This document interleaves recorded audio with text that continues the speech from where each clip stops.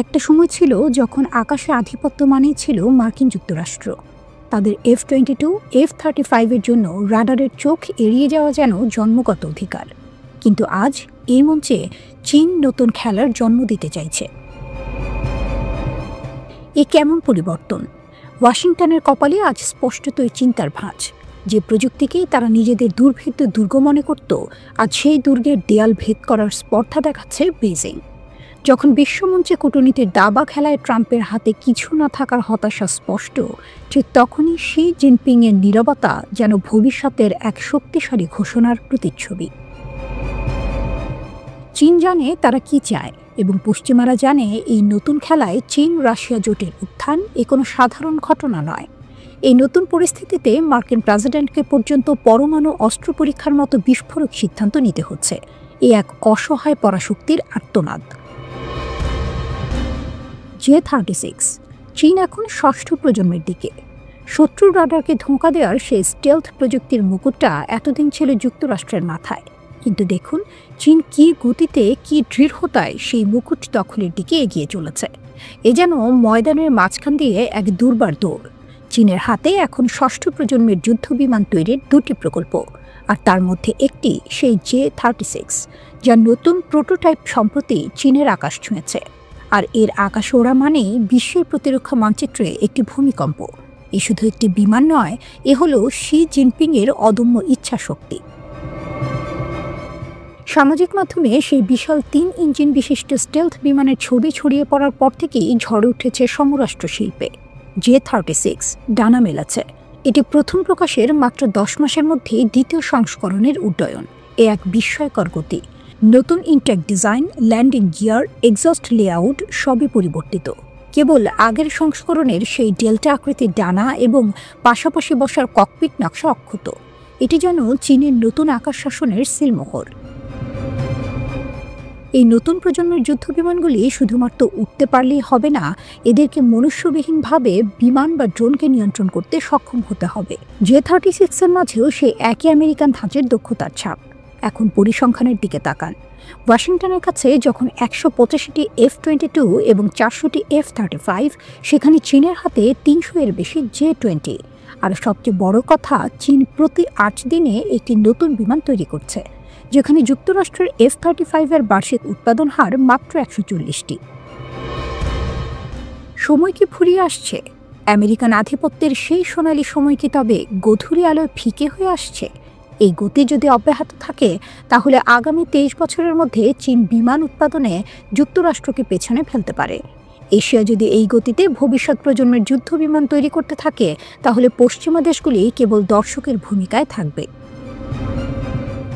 ইতিহাসের পাতায় দ্বিতীয় বিশ্বযুদ্ধের পর এই প্রথমবার মার্কিন যুক্তরাষ্ট্র হয়তো আকাশে তাদের সেই একচ্ছত্র আধিপত্য হারাতে চলেছে।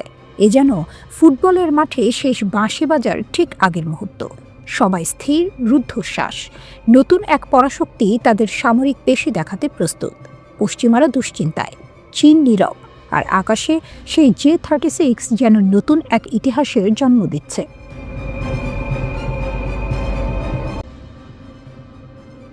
রাফাল বনাম J-10C, আকাশের সিংহাসনে কার রাজত্ব? ফ্রান্সের গর্জন নাকি চীনের ঝড়? আকাশ, যেখানে গতি মানেই বেঁচে থাকা আর ভুল মানেই ধ্বংস, সেই নীল শূন্যে এখন আলোচনার কেন্দ্রবিন্দু দুটি যুদ্ধ বিমান, ফ্রান্সের রাফাল আর চীনের J-10C। দেখতে ভিন্ন, প্রযুক্তিতে আলাদা, কিন্তু প্রশ্ন একটাই, যুদ্ধে কে হবে রাজা? রাফাল হলো এক বহুমুখী যুদ্ধ বিমান, যা তৈরি করেছে ফ্রান্সের দাসো এভিয়েশন। এই বিমানের গতি ঘন্টায় প্রায় 2200 কিলোমিটার, আর এটি পারমাণবিক অস্ত্র বহন করতে সক্ষম। অর্থাৎ রাফাল কেবল আকাশযুদ্ধের অস্ত্র নয়, এটি এক উড়ন্ত শক্তির প্রতীক, এক মহাশক্তিধর যুদ্ধযন্ত্র।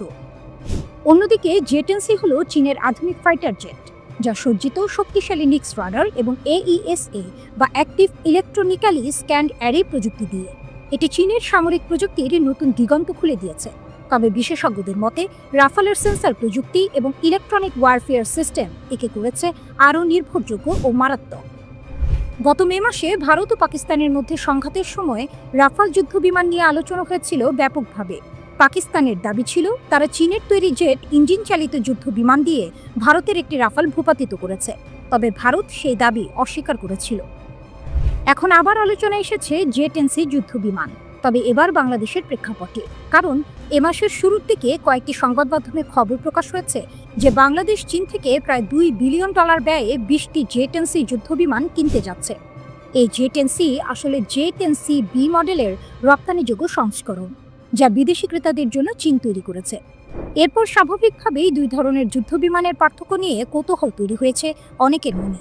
প্রশ্নটা এখন একটাই, রাফাল আর জে-10C দুইয়ের মধ্যে পার্থক্য আসলে কোন কোন জায়গায়? ফ্রান্সের দাসো এভিয়েশনের তৈরি রাফাল যুদ্ধ বিমান যেন আকাশের সর্বগামী যোদ্ধা। ঘন্টায় গতি 2200 কিলোমিটার, আক্রমণ চালাতে পারে শত্রুর মাটিতে, আকাশে, এমনকি সমুদ্রেও। আর সবচেয়ে ভয়ঙ্কর দিক, এটি বহন করতে পারে পারমাণবিক অস্ত্র। অন্যদিকে চীনের তৈরি জে-10C হল এক আধুনিক, স্মার্ট ও দ্রুত প্রতিদ্বন্দ্বী, যা রয়েছে শক্তিশালী AESA রাডার আর উন্নত এভিওনিক্স সিস্টেম। কিন্তু পার্থক্য সেখানেই শেষ নয়। রাফাল চলে দুটি ইঞ্জিনে, মানে এক ইঞ্জিনে আঘাত লাগলেও আরেকটি তাকে বাঁচিয়ে আনতে পারে। বিপরীতে জে-10C হলো একক ইঞ্জিনের যুদ্ধ বিমান, দাম কম কিন্তু ঝুঁকি বেশি। যুদ্ধক্ষেত্রে একবার ইঞ্জিনের সমস্যা হলে পাইলটের জীবন বাজি। ওজন আর বহন ক্ষমতার দিক থেকেও রাফাল এগিয়ে। এর সর্বোচ্চ টেক অফ ওজন 24.5 টন, যেখানে জে-10Cর সীমা প্রায় 19 টন। এর মানে রাফাল নিতে পারে বেশি জ্বালানি, উঠতে পারে অনেক দূরে, আর বহন করতে পারে আরও ভারী অস্ত্র ভাণ্ডার। দূরপাল্লার যুদ্ধে কে এগিয়ে? রাফালকে ধরা হয় লং রেঞ্জ যোদ্ধা, যে শত্রুকে অনেক দূর থেকেই ধ্বংস করতে পারে, আর জে-10C কার্যকর মিড রেঞ্জ লড়াইয়ে। তবে জে-10Cর হাতে আছে ভয়ঙ্কর অস্ত্র, PL-15 মিসাইল, যা চোখে দেখা যায় না এমন লক্ষ্যেও আঘাত হানতে পারে। এই মিসাইল নিজেই রাডার চালিয়ে লক্ষ্য খুঁজে নেয়, তাই রাফালের মতো প্রতিপক্ষকেও ভোগাতে পারে অনেক দূর থেকে। তবে ফরাসি রাফালকে আলাদা করেছে এর ইলেকট্রনিক ওয়ারফেয়ার সিস্টেম স্পেকট্রা।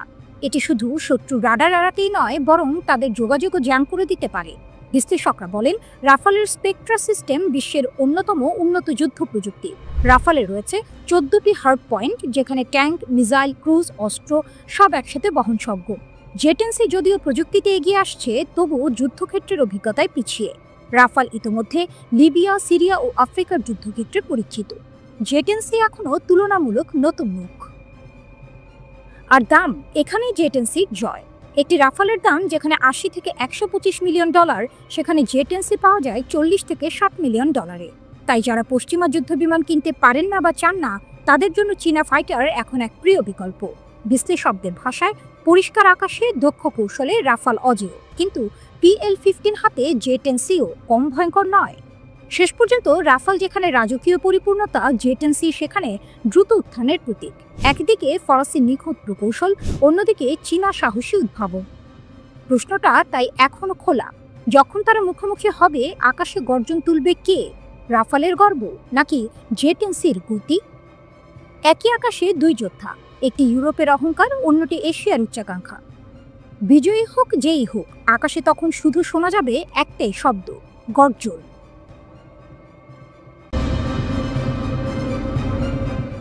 ইসরায়েলকে ধ্বংসের হুঁশিয়ারি, প্রস্তুত ইয়েমেনের হুথিরা। একটি যুদ্ধবিধ্বস্ত দেশ, যারা একসময় নিজেরাই আন্তর্জাতিক জোটের হামলার শিকার ছিল, তারাই এখন মধ্যপ্রাচ্যের সবচেয়ে প্রভাবশালী সামরিক শক্তি ইসরায়েলের বিরুদ্ধে ইতিহাস ও ভবিষ্যৎ ধ্বংস করে দেওয়ার মতো চরম হুঁশিয়ারি দিচ্ছে। ইয়েমেনের ইরান সমর্থিত সশস্ত্র গোষ্ঠী আনসারুল্লাহ ইসরায়েলি আগ্রাসনের বিরুদ্ধে সরাসরি যুদ্ধের প্রস্তুতি নিয়ে বিশ্বকে চমকে দিয়েছে। তাদের এই প্রস্তুতি এখন শুধু হুমকি নয়, লোহিত সাগরের বুকে এক রোমহর্ষক বাস্তব। হুথিদের কঠিন বার্তা, মোক্ষম জবাবের প্রস্তুতি। আল মাসিরা টিভির এক প্রতিবেদন অনুসারে, হুথি গোষ্ঠীর রাজনৈতিক ব্যুরোর সদস্য মোহাম্মদ আল ফারা স্পষ্ট জানিয়ে দিয়েছেন, ইসরায়েল ও তার পশ্চিমা সহযোগীরা যে হুমকি দিচ্ছে, তা তাদের আকাঙ্ক্ষিত আগ্রাসনকে বৈধতা দেওয়ার পায়তারা ছাড়া আর কিছু নয়। কিন্তু ইয়েমেন এসব ফাঁকা বলিতে ভয় পাওয়ার পাত্র নয়।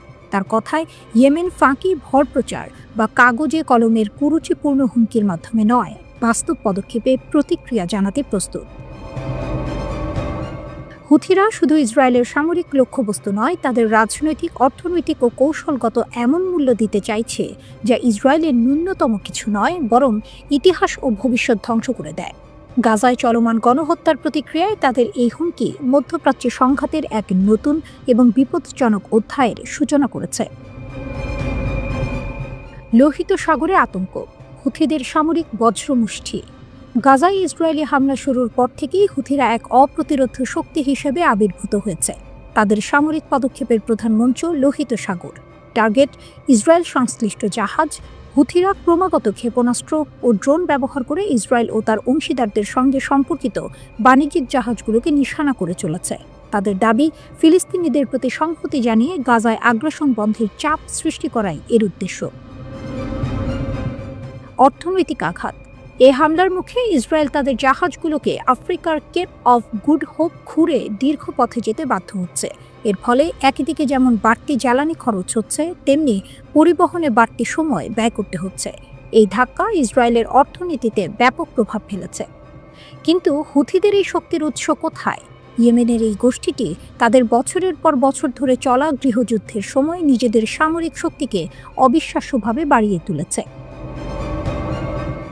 অত্যাধুনিক অস্ত্র ভাণ্ডার। তাদের হাতে রয়েছে নিজস্ব প্রযুক্তিতে তৈরি ক্রুজ ক্ষেপণাস্ত্র, ব্যালিস্টিক মিসাইল, উন্নত ড্রোন এবং এমনকি চালকবিহীন জাহাজ ইউএসভি। এগুলোর পাল্লা কয়েকশো কিলোমিটার পর্যন্ত বিস্তৃত, যা ইসরায়েলের মূল ভূখণ্ড ও গুরুত্বপূর্ণ বন্দর পর্যন্ত পৌঁছানোর সক্ষমতা রাখে। অপ্রতিরোধ কৌশল। হুথিদের সস্তা কিন্তু কার্যকর একমুখী ড্রোন ব্যবহার এবং দূরপাল্লার মিসাইলের সমন্বয় বিশ্বের অন্যতম শক্তিশালী নৌশক্তিকেও চিন্তায় ফেলেছে। পরিণতি কি? আল ফারাহের কথায় পরিষ্কার, হুথিরা বিশ্বাস করে ইসরায়েলের লক্ষ্য একক আঞ্চলিক আধিপত্য প্রতিষ্ঠা করা। তাই তারা হুমকি ছাড়াই প্রতিরোধ প্রদর্শনের জন্য প্রস্তুত। হুথিদের এই সামরিক পদক্ষেপ মধ্যপ্রাচ্যের ভূ রাজনীতিতে এক ভূমিকম্প সৃষ্টি করেছে। যুদ্ধের আগুন কি এবার ইয়েমেন থেকে ইসরায়েলের মূল ভূখণ্ড পর্যন্ত ছড়িয়ে পড়বে? উত্তর দেবে সময় এবং ইয়েমেনের সামরিক পদক্ষেপ।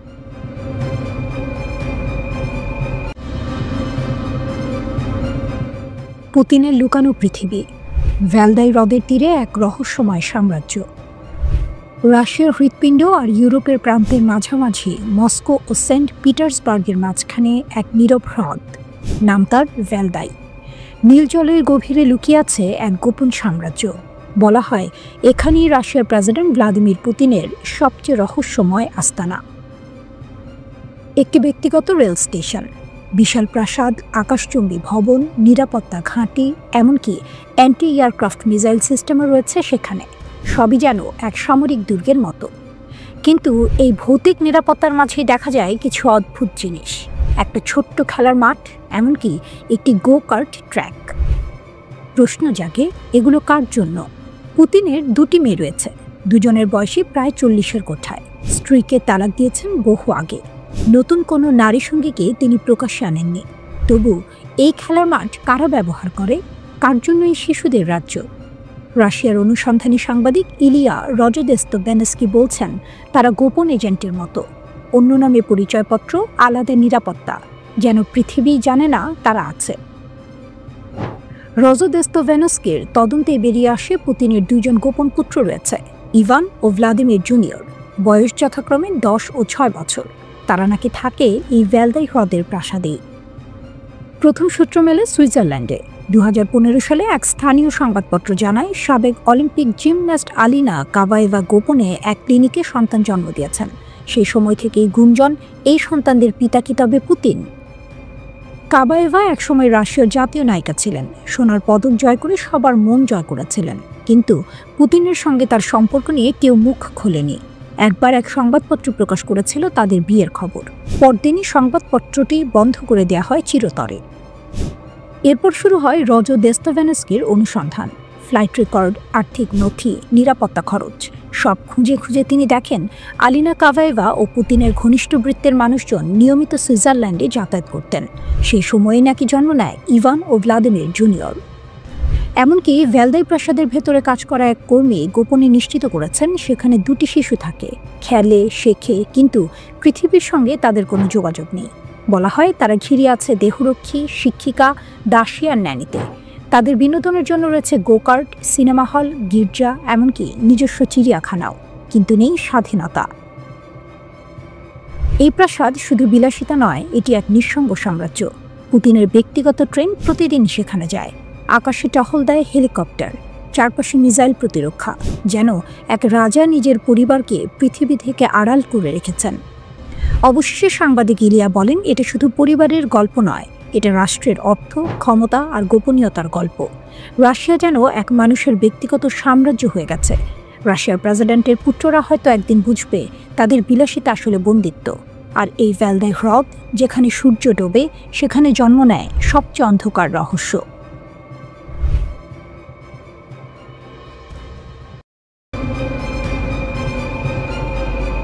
ধ্বংস করো, আমরা আরও শক্তিশালী হয়ে ফিরব। ট্রাম্প বিবির হুঙ্কারের মুখে ইরানের ভয়ঙ্কর শপথ। তীব্র উত্তেজনা, পারস্য উপসাগর থেকে ওয়াশিংটন পর্যন্ত চাপা বিদ্যুৎ তরঙ্গ। গত জুনে যুক্তরাষ্ট্র ও ইসরায়েলের সমন্বিত বিমান হামলায় ইরানের পারমাণবিক স্থাপনাগুলো ধ্বংসের পরেও ইরান মাথা নোয়ায়নি। উল্টো তারা যেন এক নতুন সংকল্পে জ্বলে উঠেছে। ইরানের নতুন প্রেসিডেন্ট মাসুদ পেজেশকিয়ান পারমাণবিক সংস্থার কার্যালয় পরিদর্শনে গিয়ে এক রূঢ় ও রোমহর্ষক ঘোষণা দিয়েছেন। তার কথায় ছিল ভয়াল এক বার্তা, যা ট্রাম্প প্রশাসনের যুদ্ধদেহী মনোভাবের মুখে তেহরানের অটল শক্তির প্রমাণ। আমাদের ভবন ধ্বংস করে আমাদের থামানো যাবে না, আমরা পুনর্নির্মাণ করব এবং আরও শক্তির সাথে। পেজেশকিয়ানের এই বক্তব্য মধ্যপ্রাচ্যের রাজনীতিতে এক নতুন মোড় এনেছে। পারমাণবিক জ্ঞান, যা ধ্বংস করা যায় না। প্রেসিডেন্ট পেজেশকিয়ানের প্রধান অস্ত্র কেবল নির্মাণ নয়, বরং ইরানের বিজ্ঞানীদের মস্তিষ্ক ও জ্ঞান। তিনি দৃঢ়ভাবে বলেছেন, জ্ঞান আমাদের বিজ্ঞানীদের উপর নির্ভর করে।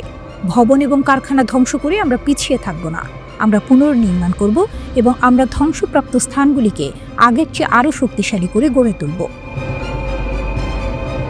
এই ঘোষণা স্পষ্ট করে দেয়, ইউরেনিয়াম সমৃদ্ধকরণের যন্ত্রাংশ হয়তো ধ্বংস হয়েছে, কিন্তু যে প্রযুক্তিগত দক্ষতা ইরানের বিজ্ঞানীরা অর্জন করেছেন তা ধ্বংস করা অসম্ভব। ইরান বলছে, কিছু পারমাণবিক পদার্থ ধ্বংসস্তূপের নিচে চাপা পড়ে থাকে, প্রযুক্তি অক্ষত থাকে। এটাই হলো ইরানের আসল শক্তি, যা কোনো বোমার আঘাতে নিঃশেষ হবে না। ট্রাম্পের ধ্বংস হুঙ্কারের জবাব। অন্যদিকে মার্কিন প্রেসিডেন্ট ডোনাল্ড ট্রাম্প ইসরায়েলের পাশে দাঁড়িয়ে ক্রমাগত হুমকি দিয়ে যাচ্ছেন। তার হুঁশিয়ারি ছিল, পুনর্নির্মাণের যে কোনো প্রচেষ্টা নতুন আক্রমণের আমন্ত্রণ জানাবে এবং তেহরানের যে কোনো নতুন পারমাণবিক কার্যকলাপ ধ্বংস করা হবে। ট্রাম্পের মতে, ওবামা আমলের পরমাণু চুক্তি ছিল ইসরায়েল এবং সকলের জন্য একটি বিপর্যয়। তিনি দাবি করেছেন, আমি আপনাকে বলছি, তারা একটি চুক্তি করতে চায়। আমি চুক্তি করি, আমি এতে ভালো, আমি সবসময় এতে ভালো ছিলাম। তবে ইরানের পররাষ্ট্রমন্ত্রী আব্বাস আরাকচি সরাসরি এই ধারণাকে চ্যালেঞ্জ করেছেন। তার বক্তব্য আরও কঠোর। মার্কিন যুক্তরাষ্ট্র এবং তার মিত্রদের যে কোনো চাপ সত্ত্বেও ইরান ইউরেনিয়াম সমৃদ্ধকরণ বন্ধ করবে না। যুদ্ধের মাধ্যমে যা অর্জন করা যায় না, তা রাজনৈতিক উপায়ে অর্জন করা যায় না। আরাকচি স্পষ্ট করে দিয়েছেন, ইরান পরোক্ষ আলোচনার জন্য প্রস্তুত, তবে তা ওয়াশিংটনের অগ্রহণযোগ্য পূর্ব শর্ত ছাড়া। তিনি হুঁশিয়ার করে বলেন, ইরানের ক্ষেপণাস্ত্র কর্মসূচি আলোচনার জন্য নয়। যদি কেউ তাদের অস্ত্রের উপর হাত দেয়, তবে এটা বোকামি হবে। রোমহর্ষক মোড়, যুদ্ধের শেষ কোথায়? 12 দিনের আঞ্চলিক সংঘাত এবং নিষেধাজ্ঞা আরোপের পরেও ইরান তার অবস্থান থেকে এক চুলও সরেনি, বরং ধ্বংসস্তূপ থেকে নতুন করে উঠে আসার এই ঘোষণা মধ্যপ্রাচ্যে এক ভয়াবহ অচলাবস্থার সৃষ্টি করেছে। প্রেসিডেন্ট পেজেশকিয়ান জোর দিয়ে বলেছেন, ইরানের পারমাণবিক কাজ স্বাস্থ্য ও শক্তির চাহিদার উপর কেন্দ্রীভূত, অস্ত্রের উপর নয়। কিন্তু যে কোনো বিদেশি আক্রমণের দ্বারা তারা ভীত হবে না। ট্রাম্প যেখানে সামরিক শক্তি দিয়ে ইরানের পারমাণবিক স্বপ্নকে ধ্বংস করার কথা বলছেন, সেখানে ইরান প্রযুক্তিগত জ্ঞান ও জাতীয় সংকল্পকে ঢাল বানিয়ে বৃহত্তর শক্তির সাথে পুনর্নির্মাণের শপথ নিচ্ছে।